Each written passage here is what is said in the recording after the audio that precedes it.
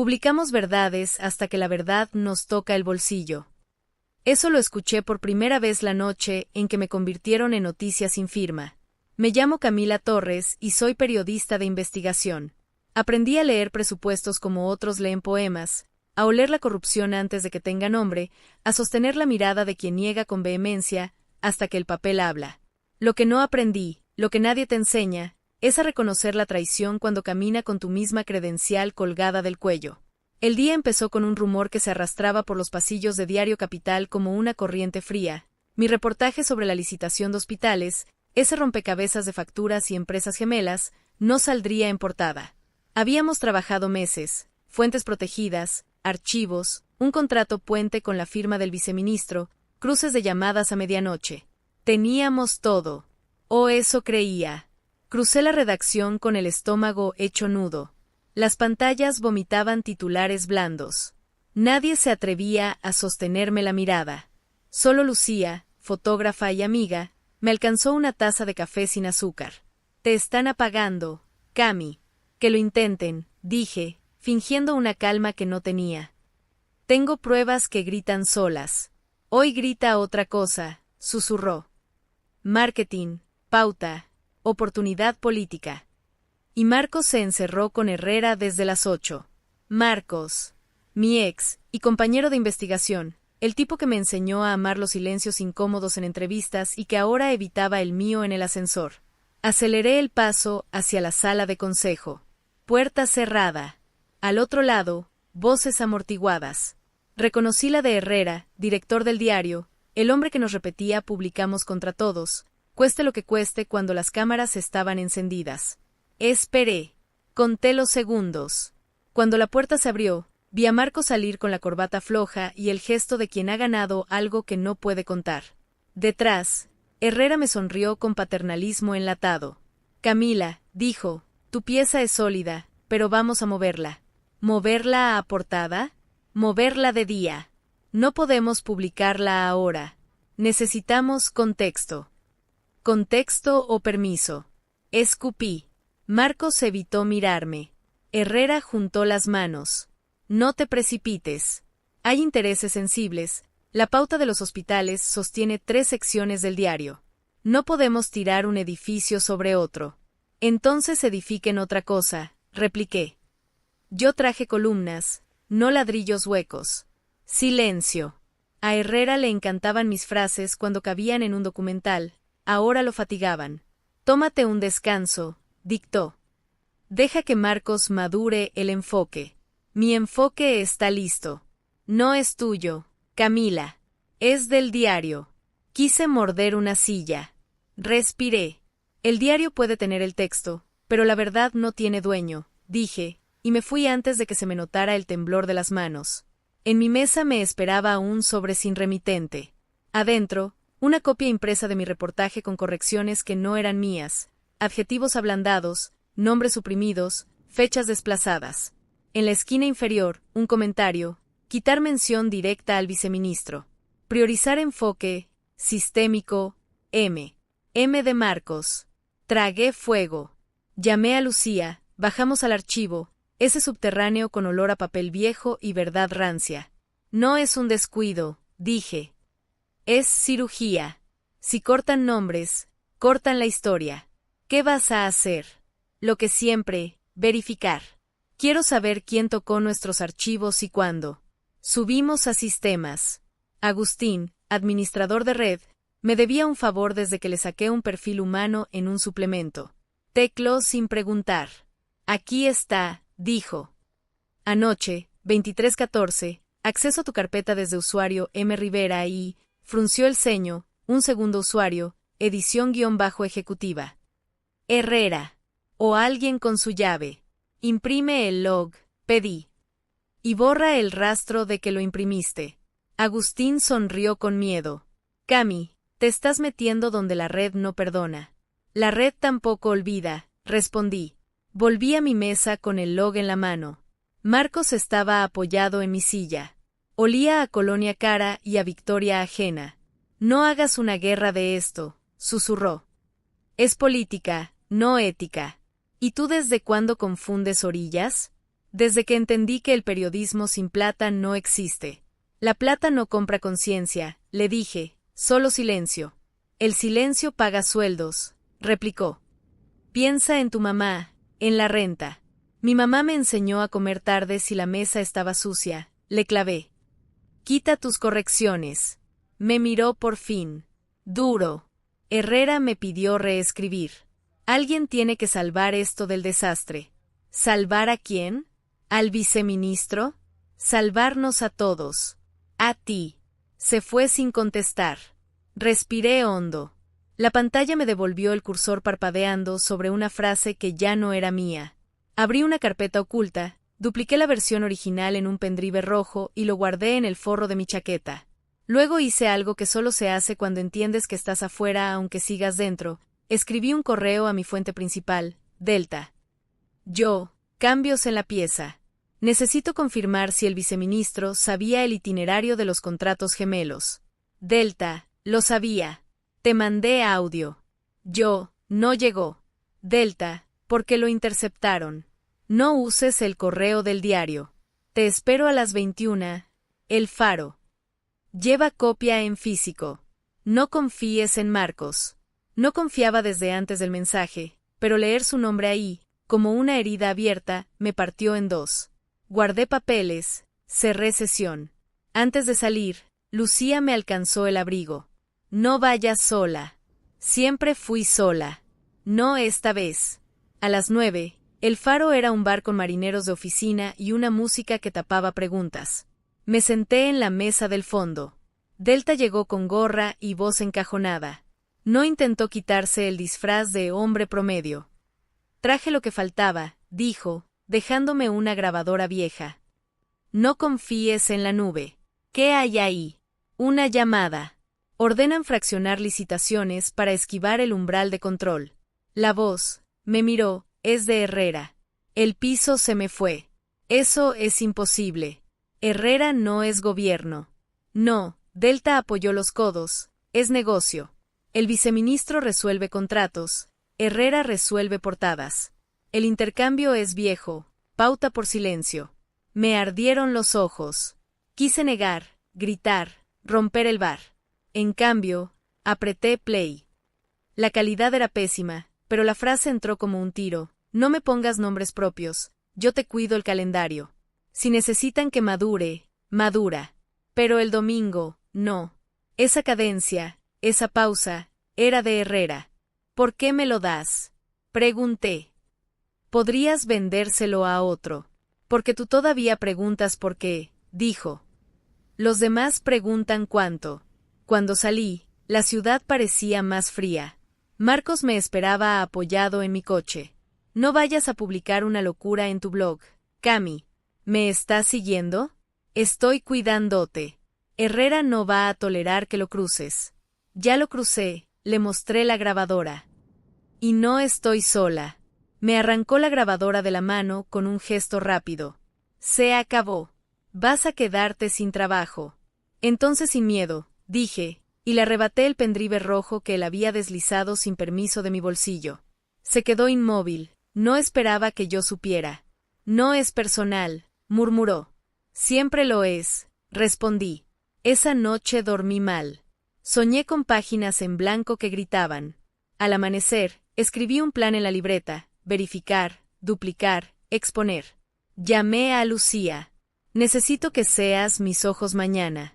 ¿Vas a romperlo? Voy a encenderlo. A las 10, subí al estudio de audio del diario con una excusa pueril, edición de podcast. Cerré por dentro. Conecté la grabadora a un viejo reproductor. Pegué el micrófono de ambiente a la consola y presioné RS. No haría ingeniería forense, haría prueba pública. Abrí el sistema de carteleras internas, ese monitor gigante que todos miran cuando Herrera entra a la redacción con visita. Programé un loop de 2 minutos con onda y subtítulo. No me pongas nombres propios, yo te cuido el calendario. El archivo quedó listo para lanzarse al mediodía, cuando el diario hace su reunión de pauta. Mi mano tembló sobre la tecla de confirmación. Escuché pasos en el pasillo. La puerta se abrió con tarjeta maestra. Herrera. No solo él, Marcos detrás, pálido. Camila, dijo Herrera, sin subir la voz. «Cierra eso». ¿El podcast? Pregunté, fingiendo torpeza. «El jueguito. No es un juego. Es tu voz. Estás confundida». «Estoy grabando», dije, señalando el piloto rojo. «Y esta vez no podrán madurar el calendario». Me observó con una mezcla de tristeza y desprecio. «Te ofrecí protección. Me ofreciste silencio. El silencio sostiene la casa. La casa ya se incendió, director». Marcos dio un paso, en un intento torpe de mediación. «Cami, no lo hagas así». «¿Cómo? ¿Con correcciones a medianoche? ¿Borrando nombres?» Le devolví su propia M. «Mírame y dime que no tocaste mi pieza». Se calló. A veces, el silencio firma. Presioné confirmar. A la misma hora en que los editores bajaban a la sala, las pantallas del diario encendieron la onda de audio y el subtítulo incriminatorio. En 3 segundos, la redacción se congeló. En 5, las puertas de vidrio del consejo se cerraron. En 10, Herrera me arrancó el cable y me quitó la credencial. «Estás despedida», dijo. «Y demandada». No respondí. Abrí el bolso. Saqué otra grabadora. Golpe de teatro barato, sí, pero efectivo. «Ya no importa», le dije. «Lucía está en recepción subiendo el loop a las redes. Y Delta, bueno, a Delta no lo conoces». Me acompañaron hasta la salida como a una intrusa en su propia casa. En recepción, Lucía me apretó la mano con fuerza. «Vas a estar sola», dijo. No, la corregí. «Por fin voy a estar libre». En la calle, el aire olía a tinta mojada. Sonó mi teléfono. «Delta». Se movieron rápido. «Prepárate para lo siguiente». ¿Qué es lo siguiente? Cuando le quitas la voz a un medio, gritan los anuncios. «Prepárate para gritar más fuerte». Miré el edificio del diario por última vez. El rótulo de Diario Capital seguía brillando. Pero adentro, por fin, alguien había escuchado lo que de verdad valía la pena oír. Y yo, con el viento en contra y el bolsillo vacío, supe que mi historia empezaba fuera de esas paredes. Porque hay verdades que no caben en una portada, y hay venganzas que no necesitan tinta, solo luz. La primera noche después de ser expulsada de la redacción dormí en el sofá de Lucía. No podía volver a mi departamento, sabía que Marcos lo conocía demasiado bien, que sería el primer lugar donde me buscarían para intimidarme. Me desperté a cada ruido, convencida de que alguien forzaba la cerradura. Y cada vez que cerraba los ojos, la frase de Herrera volvía a morderme los oídos: «El silencio sostiene la casa». A la mañana siguiente, encendí mi celular personal, el que nunca vinculaba con el trabajo. Notificaciones desbordaban la pantalla, correos de desconocidos, mensajes en redes sociales, advertencias disfrazadas de consejos. Un número bloqueado me dejó un audio. «Deja de escarbar, Camila. Todos saben que eras tú la que inventó la historia. Nadie te creerá». El tono era frío, profesional. El mensaje estaba diseñado para quebrarme, no para asustarme. Sonreí con ironía. Cuando empiezan a fabricar tu descrédito, es porque ya te temen. Decidí moverme rápido. Fui a un café anónimo en Lavapiés, portátil bajo el brazo, auriculares puestos para simular distracción.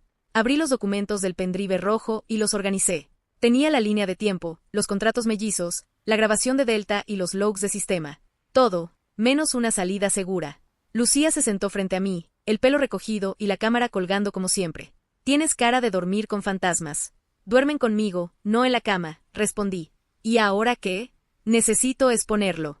Pero no basta con subir un PDF a un blog. Quiero que se vea, que se escuche, que queme. Un podcast independiente. Un podcast cualquiera se ahoga entre miles. Quiero algo que nadie pueda ignorar». Lucía arqueó una ceja. «¿Un directo?» Un directo confirmé. «Con pruebas en pantalla, con voces». Ella dudó. «Te van a hundir legalmente. Herrera tiene abogados en todas las salas. Entonces jugaré en otra cancha». Saqué mi libreta y empecé a trazar flechas. En la cima escribí: «Voces en la sombra». El plan era simple y suicida: contactar a excolaboradores defraudados, a funcionarios que habían perdido ascensos por negarse a firmar contratos. Si lograba que una sola voz hablara conmigo en directo, el andamiaje de silencio caería. Pero cada llamada era un muro. Algunos colgaban, otros me insultaban. Finalmente, una mujer aceptó un café en Chamberí. Se presentó como Adriana Salcedo, ex asesora de compras en el Ministerio de Salud. Tenía las manos frías y la mirada de quien carga secretos. Me hicieron renunciar cuando pregunté por las facturas duplicadas. Me dijo. Lo enterraron con un expediente falso de falta de confianza. ¿Conservarías copias? No puedo. Me las quitaron. ¿Y testigos? Una secretaria. Pero, bajó la voz, la ascendieron a costa de su silencio. Le conté mi idea del directo. Adriana se rió amargamente. ¿Crees que alguien escuchará a 2 mujeres contra medio ministerio? No necesitamos medio país, solo los primeros 10 minutos. Después, la bola rueda sola. Me miró largo rato antes de asentir. Entonces corre. Te seguirán. Cuando volví al café, encontré a Marcos esperándome en la puerta. El corazón me golpeó el pecho, pero fingí calma. ¿Otra cita con tus fantasmas? Dijo con ese sarcasmo que antes me hacía reír. Más bien con tus sombras. Camila, entiende, Herrera no es tu enemigo. Te está protegiendo de ti misma. ¿Protegiéndome de publicar lo que tú mismo editaste a medianoche? No sabes lo que dices. Lo sé. Lo imprimí. Saqué el log del bolso y se lo mostré. M. Rivera. Marcos se puso pálido. Me arrebató el papel y lo arrugó con torpeza. Esto no significa nada. Significa que elegiste un lado. Y no fue el mío. Caminé hacia adentro, pero él me sujetó del brazo. Su gesto ya no era de cariño, sino de advertencia. No sigas. Te van Adestraer. Prefiero destruida que cómplice. Lo solté y me fui. Sentí su mirada clavada en mi espalda como una daga. Esa noche recibí un sobre bajo la puerta del departamento de Lucía. Dentro había una foto mía saliendo del bar con Delta. En el reverso, una frase escrita con marcador rojo. Todos hablan. Cuidado con a quien escuchas. No lo mostré a Lucía. Solo pensé en Herrera. El hombre sabía de mis movimientos, de mis fuentes, de mis intentos. Y sin embargo no me había denunciado ni demandado aún. ¿Por qué? La respuesta era obvia. Quería controlarme, no eliminarme. Un juicio público le haría ruido. Prefería que yo me desangrara sola en la periferia. Sonreí por primera vez en días. Había encontrado su miedo, la luz pública. Y yo estaba dispuesta a encender reflectores hasta que se derritiera. Abrí mi portátil y comencé a preparar la transmisión. Título provisional, silencio en la redacción, lo que nunca quisieron que leas. Mientras tecleaba, mi reflejo en la pantalla me devolvió una imagen distinta. Ya no era la reportera fiel al diario, ni la mujer que lloraba por un excompañero. Era alguien más frío, más calculador. Una mujer dispuesta a convertir su propia caída en el escenario de la caída de otros. El primer episodio debía ser perfecto. Pensé en cada detalle. El set sería el salón de Lucía, convertido en estudio improvisado con lámparas de escritorio. La evidencia se proyectaría en vivo desde mi portátil, las voces grabadas sonarían sin filtros. Y al final, la invitada, Adriana. El reloj marcaba las 3 de la madrugada cuando recibí un nuevo mensaje de Delta. No confíes en nadie, ni en la fotógrafa. El corazón me dio un vuelco. Miré a Lucía dormida en el sillón, su respiración tranquila, la cámara en el suelo. ¿Era posible? ¿O era solo otra jugada de paranoia sembrada? No lo sabía. Pero si sabía algo, cuando la duda se instala, el único camino es avanzar. Porque retroceder significa rendirse. Cerré la libreta. El plan estaba en marcha. Y aunque la traición me rodeaba por todos lados, yo todavía tenía algo que ellos nunca entenderían. La convicción de que una sola voz, lanzada al aire en el momento exacto, puede derrumbar un imperio. Dormí 2 horas mal contadas. Me desperté con la mandíbula dolorida de apretar los dientes. El mensaje de Delta seguía taladrándome. No confíes en nadie. Ni en la fotógrafa. Miré a Lucía hecha ovillo en el sillón, abrazada a su cámara como a un gato. ¿Y sí? Sacudí la cabeza. La paranoia es un veneno con buena memoria. Recuerda a todos los que te fallaron, aunque aún no te hayan fallado. A las 8 desmontamos el salón, mesa contra la pared, lámparas apuntando al techo para luz rebotada, una sábana gris como fondo. Pegué en la pared, a la altura de mis ojos, 3 frases para no perder el pulso. Verificar /diagonal, no gritar /diagonal, mostrar. Lucía ajustó el trípode y el plano. Te come el lado izquierdo, dijo.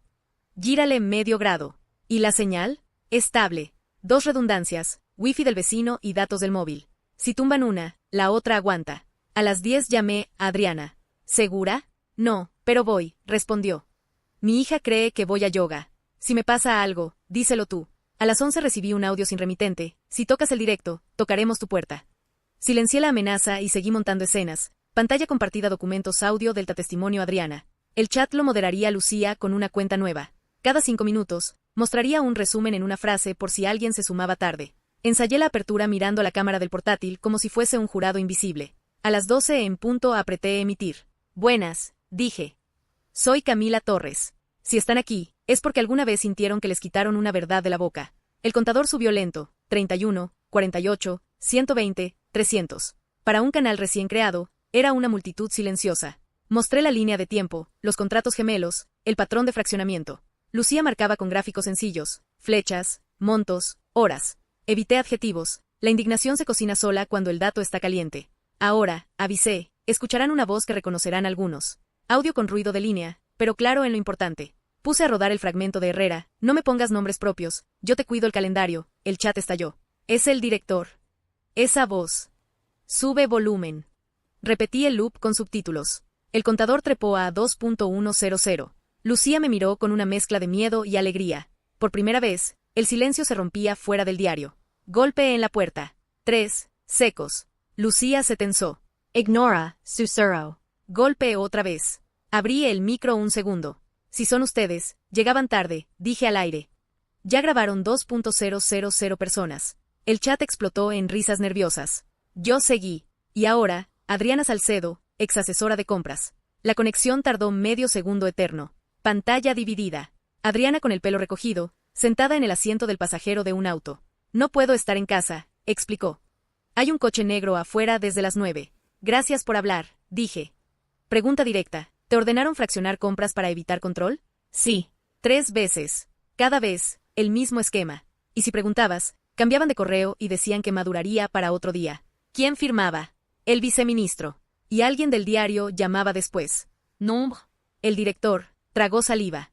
Herrera. Silencio total. Ni Lucía respiró. Yo sentí la habitación encogerse y el mundo agrandarse en la pantalla. ¿Tienes pruebas? Correo impreso en mi bolso. Lo llevo a fiscalía cuando termine. No esperes, dije. Te mando un mensajero. Lucía me miró como si yo hubiese prometido el sol. Envié un reader de app con un código cifrado y la dirección de un despacho de abogados pro bono que nos debía favores. Sobreimpusimos el QR del contrato en directo. El chat pedía descargar. Las manos me temblaban, pero la voz no. A los 25 minutos, la transmisión sufrió un latigazo. Señal caída. Parpadeo. Vuelve. Caída otra vez. Lucía accionó el plan B, luego el C. Nos están tirando, dijo, sin dramatismo. Aguanta. Aguanto, murmuré, mirando a la cámara. Esto es normal cuando tocas bolsillos. Mostré el log de sistemas con el usuario M. Rivera y edición-ejecutiva. Mi garganta ardía al decirlo. Este acceso alteró la pieza original. SM es Marcos Rivera, hasta ayer mi compañero. El chat se volvió un juicio instantáneo. Cobarde, vendido, pruebas o nada. Tenían razón, en mi oficio no basta señalar. Abrí propiedades, actividad IP. Se veía el tramo de madrugada y la IP del despacho de dirección. Nadie puede editar sin llave maestra, expliqué. Yo no la tenía. Él, sí. Mensaje en mi móvil. Marcos. Para. Te metes en un barro que no conoces. Respondí en voz alta, sin leerlo. Conozco el barro. Huele a miedo. A los 32 minutos, golpe final, la emisión se congeló. Pantalla negra. Lucía apretó los labios. Cortaron todo, dijo. Router, datos. ¿Cuánto para reconectar? Minuto y medio si salimos por el móvil de repuesto. Pero quedamos sin chat. Enciende igual. Volvimos con delay, sin comentarios. Era hablar a ciegas. Si siguen ahí, dije, les pido una cosa, descarguen lo que vieron y súbanlo donde puedan. La verdad no necesita permiso. Terminé con un cierre que no tenía planeado. Me llamo Camila Torres. Esta es mi cara. Si me pasa algo, ya saben quienes no quisieron que hablara. Court Amos. El silencio real pesó más que el digital. Lucía me abrazó sin pedir permiso. Salió. Salió. Todavía no, corregí. Falta lo peor. El mensajero confirmó entrega en fiscalía. Adriana mandó un pulgar arriba con una foto del sello de recepción. En peace a whisper. Entonces, mi móvil vibró con un número privado. Te creí más lista, dijo Herrera. Convertiste tu despido en espectáculo. ¿Contenta? Usted convirtió la portada en tarifario. Estamos a mano. No entiendes el tablero, Camila. Puedes ganar un trending topic. Yo decido que queda mañana en los kioscos. Mañana ya no importan los kioscos, le dije. Importa quien se atreva a compartir. Colgo. A los 5 minutos, Marcos envió un correo público, un hilo en el que me acusaba de manipulación descontextualizada, de montaje. Adjuntó supuestas aclaraciones técnicas. Una parte de la audiencia le creyó, otra no. Yo sabía que sin peritaje todo queda en gritos. Llamé a Perdomo, un ingeniero forense de audio. ¿Puedes autenticar la voz? Si me pasas original, sí. Te mando dos, el de Delta y el del estudio del diario. Dame 24 horas. No tenía 24 horas, pero sí una bala más. Abrí una carpeta que no había mostrado, citas. Entre ellas, un mensaje de un asesor del ministerio citando a Herrera en un restaurante de Recoletos para alinear narrativas. Esa noche, 21:30. Voy, dije. No vas, saltó Lucía. Te van a fotografiar como a una espía torpe. Precisamente. Esta vez que me vean. Nos sentamos en una mesa al fondo, con visibilidad al patio interior. A las 21:43 entró Herrera. A las 21:48, el asesor. Pedí 2 cafés que no beberíamos y dejé el móvil grabando sobre el mantel, apuntando a la pecera de cristal donde sus siluetas flotaban. No buscaba palabras, buscaba gestos, sobres, manos, miradas. A veces los silencios incriminan mejor que los audios. A las 22:11, un tercero, Marcos. Se sentó, recibió un sobre fino, inclinó la cabeza como quien dice entendido. Lucía me apretó la muñeca. ¿Ya? Ya. Salimos sin hacer ruido. Subimos un video corto a las redes, sombras moviéndose, hora, lugar, frase, hoy fue audio. Mañana, gestos. En 15 minutos teníamos 30.000 reproducciones y 2 citaciones judiciales en camino, una para mí, otra para la plataforma. La tormenta perfecta. Volvimos al departamento. En el felpudo nos esperaba un sobre. Dentro, una sola línea impresa, las voces se apagan cortando la luz. Y una foto del medidor eléctrico del edificio. Lucía me miró con una mezcla de pánico y risa. ¿Plan D? Plan D, respondí, velas y datos prestados. Esa madrugada, entre sombras amarillas y el zumbido del powerbank, escribí el guión del episodio 2. Al final, añadí una nota que no pensaba leer en voz alta. Si Delta tenía razón sobre Lucía, lo veré cuando huela a miedo. Levanté la mirada. Lucía dormía de nuevo en el sillón, incómoda, con la cámara entre las manos. No olía a miedo. Olía a café frío y a lealtad cansada. Me prometía algo. Si ella me traicionaba, también lo contaría. En mi cruzada no habría inmunidades. Ni siquiera para mí. Porque lo que rompe un sistema no es una bala, es la insistencia. Y yo, por primera vez en mucho tiempo, tenía más insistencia que miedo. Cerré el portátil. El amanecer empezó a dibujar la ventana. Afuera, la ciudad bostezó sin saber que, a partir de ahora, cada titular tendría que medirse con una emisión que no pedía permiso. Y adentro, con el cansancio taladrándome las sienes, repetí en voz baja, como un credo sin iglesia, verificar, no gritar, mostrar.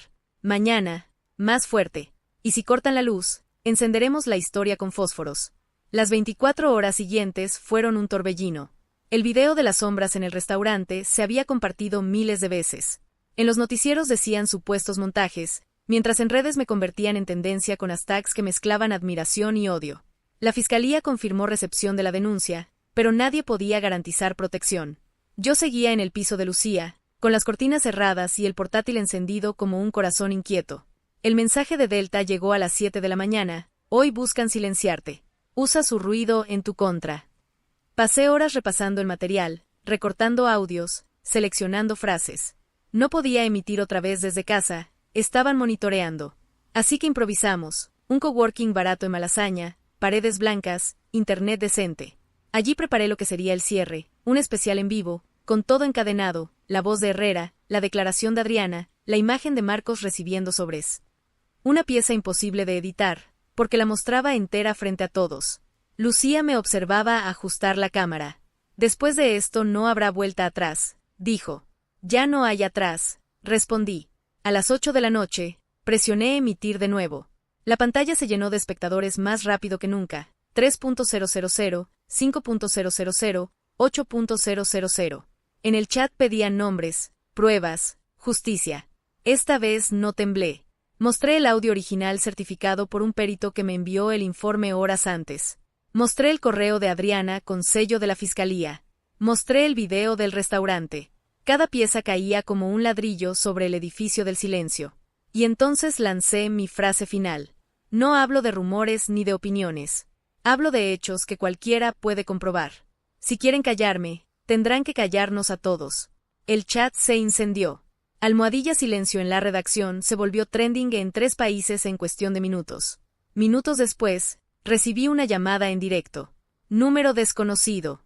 Contesté en altavoz. Camila, soy Herrera.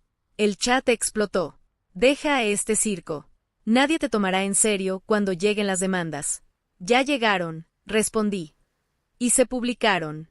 No me interesa ganar un juicio, me interesa que la verdad ya no se pueda enterrar. Hubo un silencio largo. Después, colgó. El eco de esa llamada fue suficiente. Al día siguiente, varios medios pequeños replicaron mi emisión completa. Algunos colegas me escribieron en privado, temerosos pero solidarios. Otros me insultaron públicamente para salvar sus puestos. Yo solo guardé silencio. A veces el eco habla más que la voz.